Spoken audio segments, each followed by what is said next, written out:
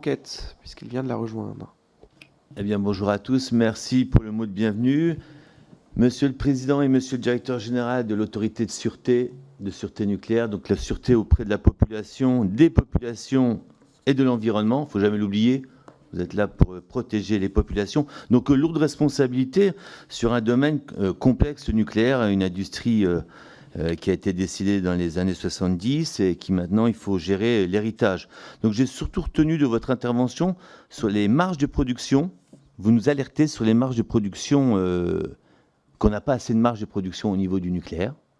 Et donc, ça peut mettre en cause des risques, forcément, vu, ça a été abordé, changement climatique, le manque d'eau dans les cours d'eau, justement, pour refroidir les centrales, la maintenance, ça a été abordé aussi, la corrosion, la corrosion sous contrainte, qui nécessite justement une maintenance qui est plus appuyée. Comme vous le disiez tout à l'heure, la sûreté est plus forte qu'elle n'existait avant, parce que on a une expertise, il y a une expérience, donc ça nécessite une plus grande surveillance. Et du coup, forcément, tous les réacteurs, on l'a vu cette année, c'est remonté à la surface. Je veux dire, le sujet sur les centrales, avec le changement climatique, la sécheresse. Oui, notre parc de 53, je notais, 53 réacteurs, ils n'étaient pas tous en état. Mais moi, je voudrais vous poser la question sur en fait, la fin du cycle du nucléaire. Vous l'avez évoqué tout à l'heure, vous avez prononcé 3 fois le mot CIGEO, Centre industriel géologique, qui est pour l'instant en discussion. Je veux dire, et je reviens sur les piscines de La Hague où on entrepose des déchets radioactifs. Je rappelle que le centre du CIGEO, il est prévu pour enfuir les déchets radioactifs, enfin c'est 3% des déchets, je crois, et qui représentent à eux seuls 99% de la radioactivité. Un chantier que même mes arrière-petits-enfants n'en verront pas la fin. Je veux dire, on va creuser ce chantier et on va enfuir des déchets. Donc moi, je voulais avoir votre avis, parce que là, c'était vraiment abordé très, très succinctement. Votre avis, vous, en tant qu'autorité de sûreté nucléaire, qui est le plus gros chantier qu'on ait jamais fait, je dirais même dans l'histoire de l'humanité. Je veux dire, ce qui va se passer à Bure, c'est en pourparlers, c'est en négociation, rien n'est fait, rien n'est fait. Donc moi, je voudrais avoir votre éclairage sur on va dire, la fin du nucléaire, parce qu'on parle des piscines de La Hague, mais après, qu'est-ce qu'on fait de ces déchets ? Sans parler du nouveau EPR, on parle de Flamanville, mais aussi, comme vous l'avez dit, les marges de production. Et là, qu'est-ce qu'on fait concrètement avec des marges de production qui sont très limites, qui sont, vous avez alerté. Est-ce qu'on ne risque pas de mettre en danger, justement, les populations en disant, là, on est limite, mais au niveau de sûreté nucléaire, voilà, c'est la tension que vous, en tant qu'autorité de sûreté nucléaire, vous devez avoir dans ces cas-là, et quelles seraient pour vous vos recommandations? Parce que là, c'est dans les 15-20 ans, je veux dire, parce que si jamais on renouvelle notre parc, ou s'il y a des nouveaux EPR, c'est pas demain, L'urgence, elle est là, au niveau de l'énergie et au niveau des besoins électriques qu'on a actuellement en France. Merci beaucoup. Je laisse la parole.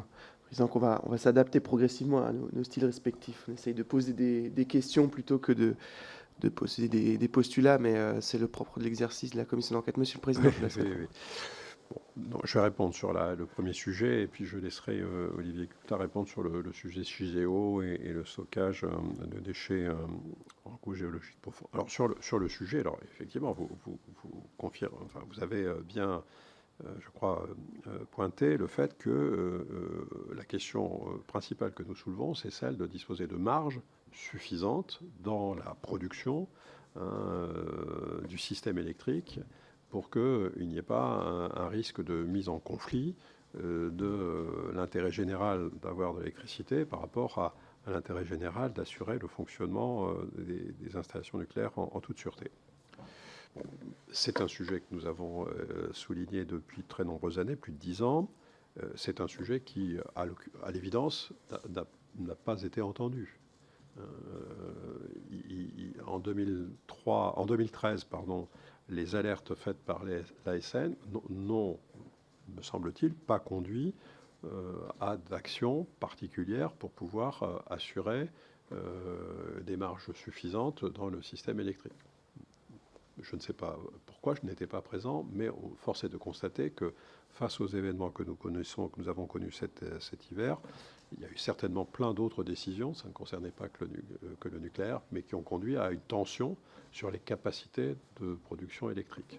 Toutes filières confondues. Toutes filières confondues. Alors, vous évoquez la question finalement de la fin, puisque vous dites, mais oui, mais tout ça aura une fin. Et je pense que c'est vraiment, je ne l'ai pas indiqué tout à l'heure, c'est vraiment ce qui nous gouverne quand nous disons il faut non seulement travailler sur les marges, ça va prendre du temps, je suis d'accord avec vous. Il y a une période des 10 années ou 15 années qui viennent où finalement il va falloir compter sur autre chose que la production nucléaire nouvelle. Il n'y aura pas de réacteurs nucléaires nouveaux dans les 13-15 ans qui viennent. Donc il faudra bien récupérer un certain nombre de marges et de capacités de production d'une autre manière. Ensuite, la question, indépendamment de la question de la marge, c'est la question de l'anticipation. Parce que tout à l'heure, on parlait de la durée d'exploitation du parc nucléaire actuel. On verra bien. Mais il y a une chose qui est certaine, c'est que ça aura une fin.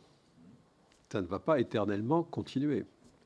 Et cette fin, je ne sais pas quand est-ce qu'elle se produira, mais elle se produira vraisemblablement, quand on peut penser, après l'horizon 2050. Et à ce moment-là, elle va, dans une courte période, si on imagine que la quasi-totalité des réacteurs devront s'arrêter à peu près en même temps, elle va constituer une marche d'escalier très importante.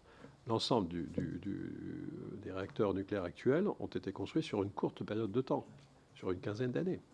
Et donc, si on part du principe qu'il serait possible, mais c'est une hypothèse, de poursuivre l'exploitation jusqu'à 60 ans ou un peu plus des réacteurs, à un moment donné, je ne sais pas quand, mais après 2050, il va y avoir un vrai sujet qui sera celui de la mise à l'arrêt de 63 gigawatts de puissance. Ça va être étalé sur une courte période de temps. Donc il faut aussi anticiper ce sujet. Non seulement il faut se poser la question de l'étalement et des capacités qui permettront de faire le relais. Alors je n'ai pas, moi, de responsabilité en termes de politique énergétique. Donc je n'évoquerai pas tel ou tel scénario. Mais je dis que c'est un sujet dont il faut avoir conscience aujourd'hui. Le débat, ça ne doit pas être uniquement de définir une perspective énergétique à l'horizon 2050. Dans le domaine nucléaire, il faut aussi s'interroger, peut-être pas tout de suite, mais dans quelques temps, sur l'horizon d'après. Parce que l'horizon d'après, c'est une sacrée marche. Et c'est pas 6 ou 14 EPR, c'est une sacrée marche. Voilà, donc, il faut bien évidemment avoir des marges, et 2, il faut anticiper. Je reviens sur ce que je disais dans mon introduction. Merci beaucoup. Alors, sur CIGEO.